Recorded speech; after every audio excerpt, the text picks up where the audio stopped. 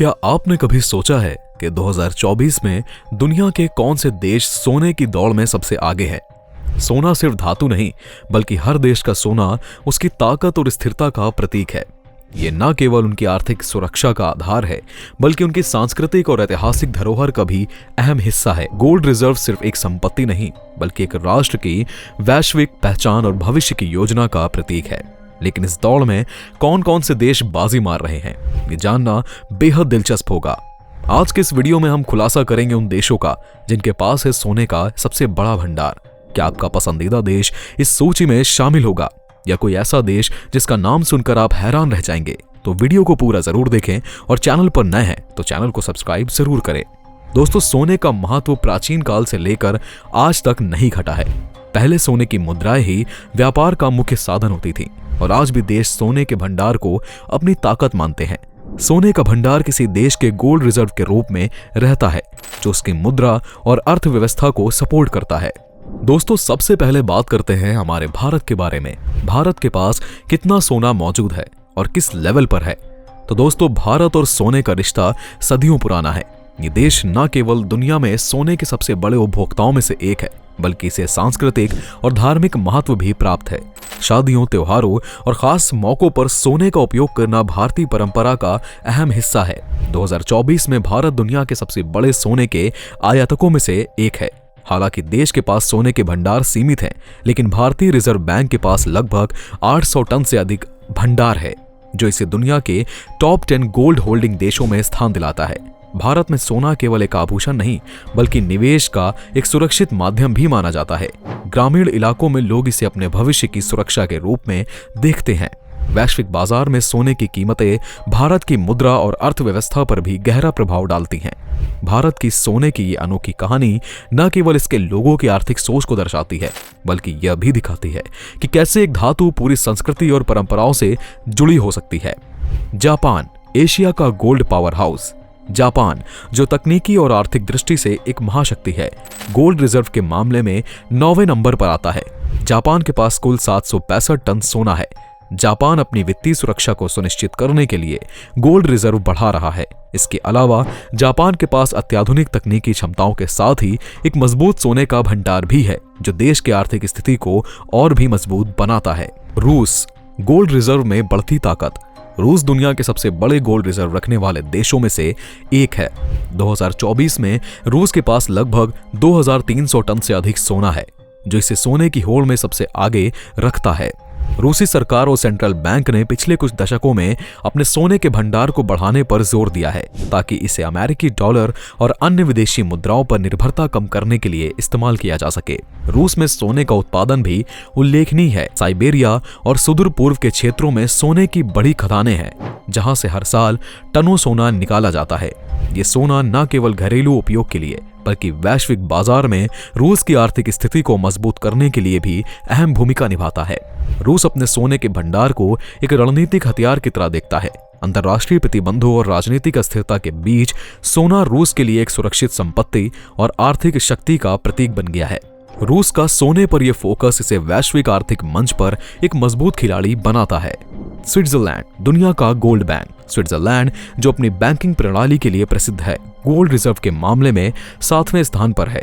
Switzerland के पास लगभग 1040 ton सोना है। स्विट्जरलैंड की बैंकिंग प्रणाली सोने की सुरक्षित रखवाली में माहिर है, और देश में कई अंतर्राष्ट्रीय सोने के भंडार सुरक्षित रखे गए हैं। स्विट्जरलैंड का गोल्ड रिजर्व विश्वसनीयता और वित्तीय सुरक्षा का प्रतीक है। तुर्की अपनी भौगोलिक और सांस्कृतिक विविधता के साथ अब सोने के भंडार के क्षेत्र में भी अपनी मजबूत पहचान बना रहा है। 2024 में तुर्की के पास 800 टन से अधिक सोना है, जो इसे दुनिया के शीर्ष सोने के भंडार वाले देशों में शामिल करता है। तुर्की का सेंट्रल बैंक हाल के वर्षों में सोने की खरीद में सक्रिय रहा है। इसका मुख्य उद्देश्य आर्थिक स्थिरता को बनाए रखना और विदेशी मुद्राओं पर निर्भरता को कम करना है।